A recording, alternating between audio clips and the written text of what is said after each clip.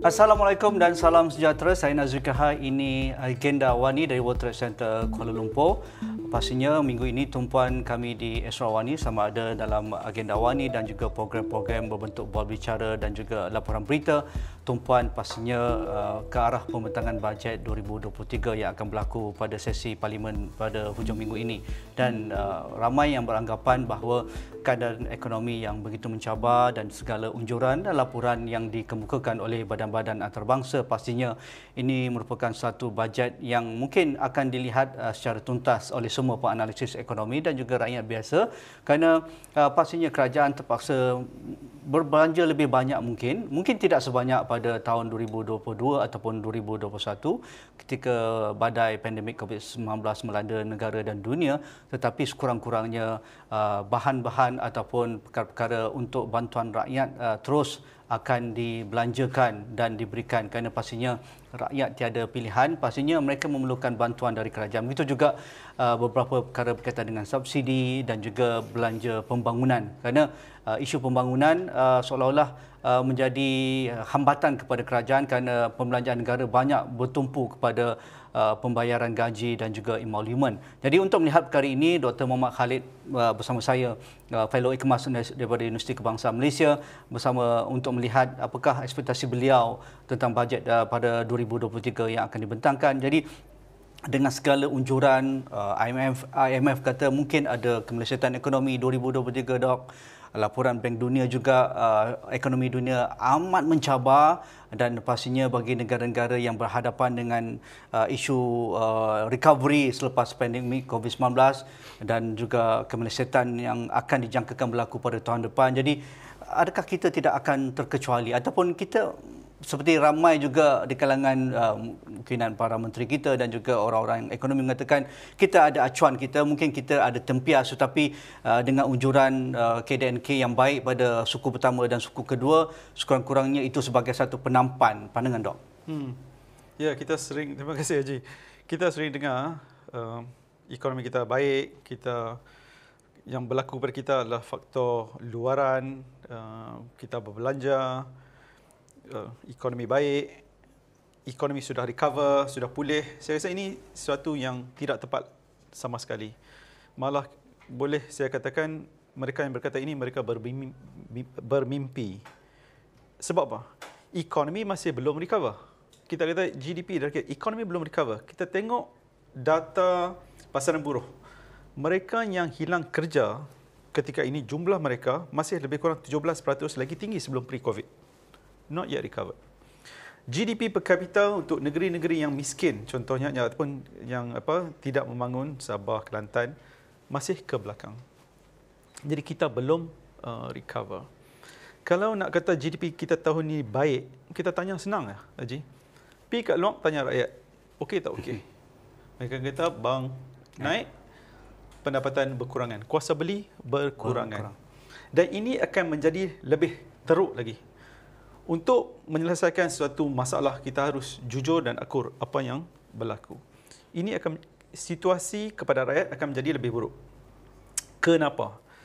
Ekonomi dunia makin lama makin teruk. Kadar interest makin naik, kadar mata wang kita makin jatuh. Maksudnya, bila kadar interest naik, kita hutang beli kereta, kita hutang beli rumah, kita hutang segala tok nenek, beli rusi, meja, whatever, kita berhutang. Kadar hutang rakyat di Malaysia lebih kurang 90%. Tinggi, antara tertinggi di Asia. Bila harga kadar interest naik, income tak naik, bermaksud kuasa beli makin berkurang.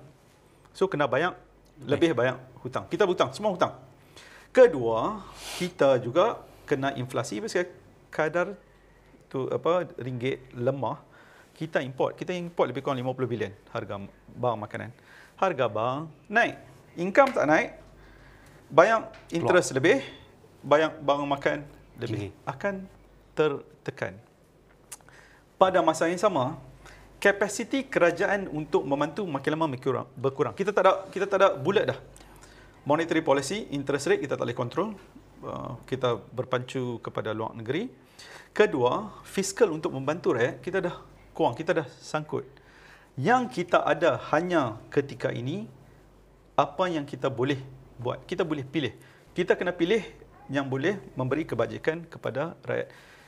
Duit bukan tidak ada. Duit ada. Saya bagi contoh. Kita subsidi 80 bilion. 50 bilion subsidi harga, 30 bilion subsidi daripada pendapatan. Cash support. Now, siapa dapat 50 bilion ni? Daripada 50 bilion ni, 25 bilion kepada orang kaya. Orang miskin dapat kurang. Kalau pendapatan haji kurang daripada RM1,000, subsidi yang haji akan dapat setiap bulan adalah RM15. Kalau pendapatan haji lebih daripada RM10,000, subsidi yang haji akan dapat lebih kurang RM1,000. Pasal apa orang susah dapat RM15 saya? Bukan duit tak ada, tapi cara kita buat subsidi adalah tidak mengena. Dan kita, kalau tidak ada orang yang cekap, yang jujur, yang tidak korup, kita boleh menyelesaikan masalah ini. Isu hutang aja sekarang isu hutang kita lebih kurang 90% daripada GDP. 1986 lebih kurang 110%. Lagi tinggi. Tapi dalam masa yang cepat kita kurangkan. Kenapa? Kerajaan membuat intervention yang tepat. Dia kata lah ni syarikat-syarikat yang banyak orang, kita kata kita privatize. Telekom privatize. Tenaga privatize. Jadi kita punya kewangan perbelanjaan makin ramai berkurangan.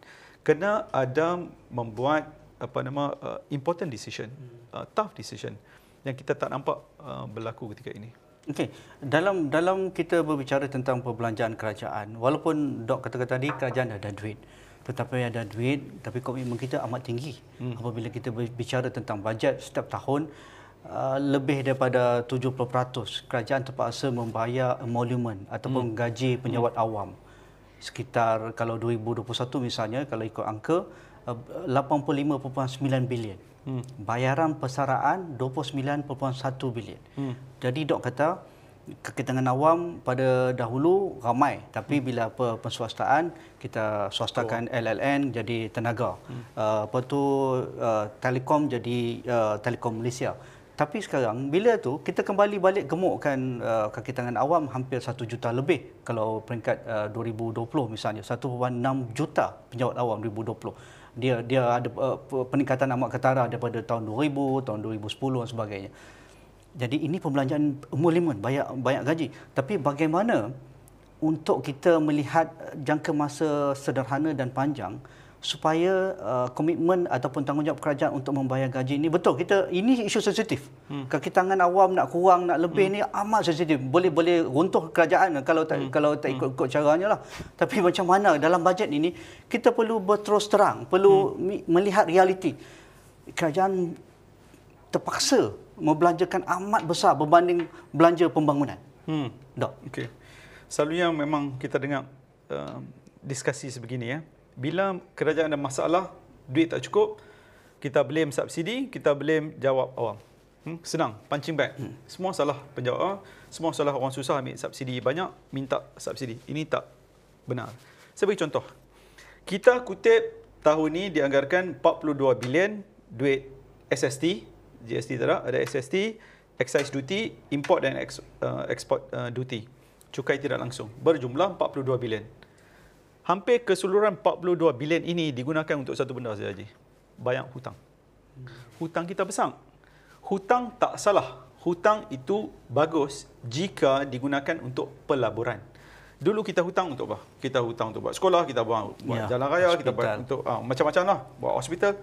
Ini bukan perbelanjaan. Ini adalah return investment. Lah ni, kadang kita hutang, benda tak berfaedah. Maksudnya hangus. Contoh yang paling senang, hutang 1MDB, 50 bilion. Hutang 1MDB, 2039 baru habis. Kita ada lagi 34 bilion kita harus bayar. Kita sebelum ini, dalam sejarah negara, baik zaman Tan Siew Sin, Kuli, Tun Daim dan sebagainya, tak pernah buat hutang merepek macam ni. Sekarang kita tekanan hutang 42 bilion, 1MDB 50 bilion. Untuk memberi secara perspektif, secara relatif Haji, 50 bilion ni banyak mana? Dia sama bajet negeri paling kaya di Malaysia, iaitu di negeri Selangor, bajet dia 2.3 bilion. Tak payah bagi kat Selangor 25 tahun kalau tak ada 1MDB, tak ada hutang. Jadi dulu kita berhutang okey, tapi lah ni kita berhutang yang kita tak dapat pulangan. 42 bilion kita bayar hutang tahun ini. Kedua, jadi tak boleh kata salah penjawat awam. Betul. Ni kita berhutang. Kedua, subsidi 80 bilion. Pasal apa kita bagi kat orang kaya? Jangan bagi pada orang kaya. Ketiga, orang kata ni selalu komplain. Bagi pendapat sikit. Apa yang jangan kita buat untuk bajet ni? Saya akan bagi pendapat saya, bukan benda yang boleh buat, benda yang jangan kita buat. Jangan kita buat, jangan potong cukai kepada orang kaya. Kita lihat apa yang berlaku di England sekarang. Sekarang. Silap-silap Prime Minister dia jatuh. Paling cepat lah. Pasal dia potong personal income tax daripada 45% kepada orang kaya kepada 40%. Cukai korporat pun dia kurang. Negara nak melingkup. Satu lagi negara yang buat macam ini, potong cukai dan lingkup potong cukai adalah Sri Lanka. Dia potong VAT ataupun SST dia dan cukai pendapatan. Jangan potong cukai kepada orang kaya. Itu jangan buat. Jangan buat. Apa yang boleh buat? Kita boleh cukaikan lagi yang orang kaya. Di Malaysia, saya cakap ni banyak kali, cukai adalah regresif. Makin kaya, makin untung, cukai makin rendah. Cukai dividen boleh, cukai capital gain boleh. Di negeri-negeri kaya, UK, US, Australia, Skandinavia, Korea, cukai dividen ada, cukai capital gain pun ada. Jadi boleh dapat banyak. Kita tak ada. Saya bagi contoh. Baru tahun lepas lah, tauke dividen dia lebih kurang 2 bilion. Dividen 2 bilion. Cukai yang dia bayar haji kosong. Kalau haji kerja setahun 200,000 katakan gaji, kena bayar cukai. Mama ni dapat 2 bilion, bayar kosong. Katakan kita cukai dia seorang ni Windfall 10%. Cukai capital ataupun cukai dividen 10%, kita kutip 200 juta daripada seorang. 200 juta ni bersamaan dengan cukai yang kita kata 1 bulan 1 2023. Orang yang beli daripada online, daripada barang online, berharga RM500 ke bawah kena bayar cukai. Kutipan ni orang susah yang beli online yang barang murah ni. Pasal nak harga murah. Kutipan daripada cukai ni yang dikenakan, orang susah nanti kena, berjumlah 200 juta. Janganlah bagi dekat orang susah ni. Kata dekat tauke ni, bayanglah. Dia pergi England dia kena bayang. Dia pergi Europe dia kena bayang. Dia pergi Korea dia kena bayang. Duduk sini dia tak payah bayang. Cukai pendapatan kita boleh besarkan lagi.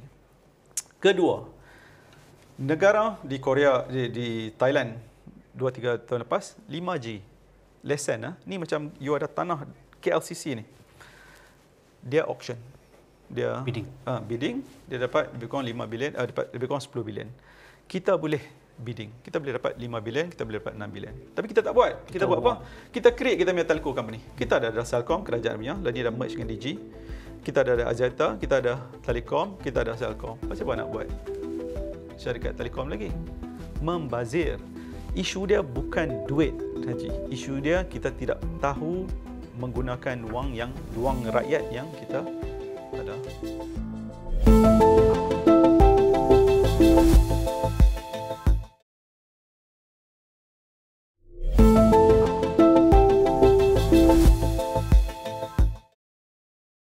Perbelanjaan juga bergantung kepada apa yang kita buat untuk subsidi. Dikatakan 80 bilion, Dr. mention tadi 80 bilion diberikan kepada rakyat. Dan antara yang terbesar subsidi berkaitan dengan petrol sekitar 27 bilion. Kalau harga sekarang RM2.55 seliter, setiap petrol yang kita bayar adalah sekitar, kerajaan akan membelanjakan RM2.65. Kalau ikut pasaran sekarang RM8.75 seliter. Jadi kalau zaman DOC berada dalam koridor power pun, kita pun ada bincang perkara ini. Isu berkaitan dengan subsidi bersasar. Dan ini antara jumlah subsidi yang amat besar ditanggung oleh pihak kerajaan. Semua orang, BMW boleh, pakai Maserati boleh, pakai Mustang pun boleh dengan subsidi ini. Tapi yang bawah ni pakai kancil, pakai motosikal dan sebagainya. Pakai Tapi bicycle. betul. Tapi bila bercakap pasal ni, apa masalahnya mereka bayar cukai juga. Jadi macam mana isu-isu macam ini yang boleh buat dan kalau boleh jangan buat dalam isu subsidi petrol?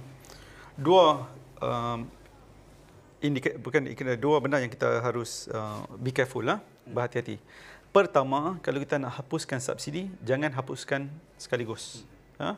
Kalau tidak ada kenaikan harga yang lingkup lah. Naikkan perlahan-lahan. Naik secara perlahan. Itu pertama. Kedua, subsidi harus diberikan kepada orang yang susah. Tadi kita tahu, daripada 80 bilion, 50 bilion price subsidi, orang kaya dapat. Bagaimana kita nak bagi kepada orang susah? Kita kena bagi secara bermaruah. Jangan bagi secara tak bermaruah. Lah ni kita nak dengar nak buat kad. Pakai kad. Kad menyusahkan. Menyusahkan petrol station, menyusahkan rakyat, menyusahkan semua segala tok nenek, menyusahkan dan membazir. Nak buat sistem ni kena bayar duit. Apa cadangan dia? Kita tahu lah ni kerajaan ada lebih kurang 20 jenis checking points. Haji kahwin 4 pun dia tahu. Kalau dapat 2 BRIM pun dia tahu. Kereta jenis apa pun dia tahu. Semua dia tahu. Big data. Big data dia tahu. And kita melalui BRIM masa tu, lah ni jadi BPN Bantuan Keluarga Malaysia lah kot. Lah ni masuk duit dalam akaun bank. Lebih kurang 99% mereka yang menerima bantuan BRIM ni dapat through akaun bank. Kita tahu dia pasal apa. Tambah lagi satu line setiap bulan 100 liter katakan kat 3 kupang kita bagi masuk dalam bank account, senang. Let them decide what they want to do with the money. Kita jangan decide, tak boleh beli ni, boleh beli benda A, B, C. Why? You're not better than them. Let them decide. Bermaruah. And it save us a lot of money. Dan paling utama, orang yang menerima ni, dia tahu nak pakai duit ni untuk apa. Kita selalu dengar orang susah ni, dia pakai duit ni membazir. Ini tak betul. Kita buat banyak kajian. Kajian tahun lepas masa UNICEF. COVID dengan UNICEF kita buat, kita tanya, Pakcik pakai ni duit untuk apa? 2 benda. Barang dapur, pendidikan anak-anak. Jarang kita dengar kisah pembaziran. Jadi kalau nak buat subsidi, mereka tak ada pilihan pun. Itu saja yang mereka boleh buat. Bukan nak pergi merepek, nak pergi beli handphone ke apa? Tak ada. Jadi kalau nak buat subsidi, nak restructure subsidi, kena buat secara perlahan, flow it. Jadi ekonomi tak jatuh, dan kedua pada kos yang begitu optimal. Masuk dalam bank account senang. Tak perlu nak buat kad. Nak buat kad lebih kurang 400 juta. 400 juta bagi kepada orang susah. Adakah is a timely untuk buat subsidi yang berkala yang perlahan-lahan ini pada tahun depan ataupun dalam keadaan ekonomi global tak menentu, dikatakan akan recession, tak sesuai sebenarnya? Sampai bila ataupun sampai baru nak jawab sampai bila tak sesuai kalau kita tak time buat ekonomi okey pun belum tentu sesuai. Usually good times is bad times to do reform lah. Sekarang we have bad times. So kita patut buat. Adakah orang susah akan mengalami tekanan? Tak, kalau kita buat subsidi yang bersasar. Kita bagi 50 bilion. Kalau kita bagi subsidi 50 bilion.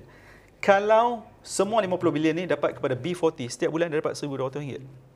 Setiap bulan dapat RM600, you still save about 25 billion. Boleh. Tapi kena buat floating price ni, buat secara perlahan-lahan. Tapi yang paling penting, Haji, bukan isu duit, bukan isu subsidi, bukan isu penjawat awam. Isu mereka yang menjaga duit ni. Kita ada duit bagai banyak pun, kalau penyamun yang jaga, orang tak beramanah jaga, susah. Sebab itu orang Melayu dulu kata, kalau nak mandi, cari dua. Pertama, cari teluk. Kedua, cari pantai. Nak cari pemimpin, pertama cari yang elok. Kedua, cari yang pandai. Ini paling penting. Sekali lagi berkaitan dengan dari sudut governance. Betul. Kita sering diangkat dengan angka pertumbuhan ekonomi negara 4%, 5%. Walaupun keadaan negara-negara ASEAN tidak setinggi negara kita, ringgit Malaysia walaupun jatuh tetapi keadaan ekonomi secara umumnya masih stabil, banyak indikator-indikator lain yang perlu diambil kira. Tetapi apabila kita mendengar jumlah subsidi 80 bilion tetapi rakyat masih susah, harga barang makin naik dan inflasi kita terus naik, dan angka OPR diumumkan dulu mungkin 3 bulan sekali, 6 bulan sekali, sekarang almost setiap bulan Bank Negara buat pengumuman kenaikan. Jadi rakyat di bawah saya tak perlu cakap B40 lah, orang jual pasar malam ataupun makcik pekerja di janitor di WTC ni dan sebagainya. Tetapi rakyat M40, saya rasa kategori-kategori ni pun kena lihat balik lah, Dok. Mereka perit kerana semua barang, semua benda naik. Tetapi income tak ada yang terpaksa potong gaji, ada yang gaji statik, kenaikan company syarikat pun tak sampai 5%, ada 1% dan sebagainya. Jadi di mana ataupun win-win kerajaan perlu angkat dalam bajet 2023 ini? Yang paling penting Haji, polisi yang kita buat kena ada keyakinan pelabur luar dan juga pelabur dalam. Dan juga rakyat Malaysia. Ekonomi Malaysia dipacu oleh perbelanjaan. Beli pensel, beli gelas, beli baju, beli menggerakkan lebih kurang 64% adalah dipacu oleh perbelanjaan. Kalau kita tak yakin ekonomi akan berkembang, kita tak yakin orang jaga ni baik, kita akan simpan. Bila kita simpan, ekonomi akan mengucup. Jadi keyakinan pelabur itu penting. Pelabur luar, pelabur dalam dan juga pengguna. Sekarang ini, maaf saya nak kata, kita tidak ada investor confidence boosting policy. Contohnya dulu, sekarang ini labor issue. Tak ada. Harga minyak sawit dulu RM7,000. Lah ni RM3,500. Kita tak manfaat, bisa tak ada orang pergi kutip. So, investor confidence tak naik. Macam mana saya nak kata ni? Competent leader kita tak ada. Tengok macam mana harga ayam dulu jaga. Dah ada macam-macam jihad dah. Kalau ada jihad, patutnya kita semua dah okey. Tapi orang masih rasa tekanan hidup. Itu yang paling penting. Investor confidence boosting policies and leaders are the most important. Kalau tidak, orang tak akan melabur. Dok, kebetulan kita berhadapan dengan pilihan raya umum ke-15 dan ini juga ada distraction lah. Nak buat pilihan raya, nak hadap banjir, nak hadapi kemensiasatan ekonomi 2023, nak dengar bajet. Jadi, di mana keutamaan sepatutnya kerajaan bagi tumpuan untuk memastikan ekonomi dan kewangan negara di landasan yang baik sebenarnya? Yang bentang bajet, yang buat bajet adalah ahli politik. Kan? Untuk menghadapi pilihan raya, ini akan menjadi bajet politik. Bukan bajet rakyat, bajet politik. Itu jawapan ringkas saya. Jadi, di mana keyakinan kita untuk memastikan ekonomi kita in good hand? Nak tunggu pilihan raya ke atau macam mana? Kita tidak ada choice ketika ini. Tapi kita akan ada choice. Pilih yang baik. Saya tak kata pilih parti A, parti B. Tak. Pilih yang baik. Itu yang paling penting. Negara kaya jadi miskin bila ada pemimpin yang tidak baik. Venezuela tahun 2000 antara paling kaya di Latin Amerika. Kaya, Brazil. Founder of OPEC, minyak. Negara dia antara paling miskin sekarang ini. Argentina pun sama, negara paling kaya pada Switzerland. Pemerintah tak baik, jatuh. Sri Lanka, taraf ekonomi dia is middle income countries. Tak jauh daripada Malaysia. Politician dia tak bagus, polisi dia tak bagus. 2 tahun, orang minyak kena beratok 1 minggu. Jangan ingat berlaku kepada negara lain, tak akan berlaku kepada kita. Kita untuk jadi baik, untuk jadi maju, bergantung pada diri kita sendiri. Pilih yang elok. Semudah konklusi yang diberikan oleh Dr. Muhammad Khalid, Fellow Ikemas dari Universiti Kebangsaan Malaysia. Kita kena datang lagi selepas bajet diumumkan. Mungkin boleh dapat jawapan daripada persoalan-persoalan yang diangkat oleh Dr. Muhammad Khalid pada malam ini. Jadi itu sahaja, anda boleh dapatkan pandangan ini melalui esrawani.com dan juga terus bersama kami di laman sosial Esrawani dan juga di www.awani.com. Sekian sahaja. Assalamualaikum. Kita jumpa lagi.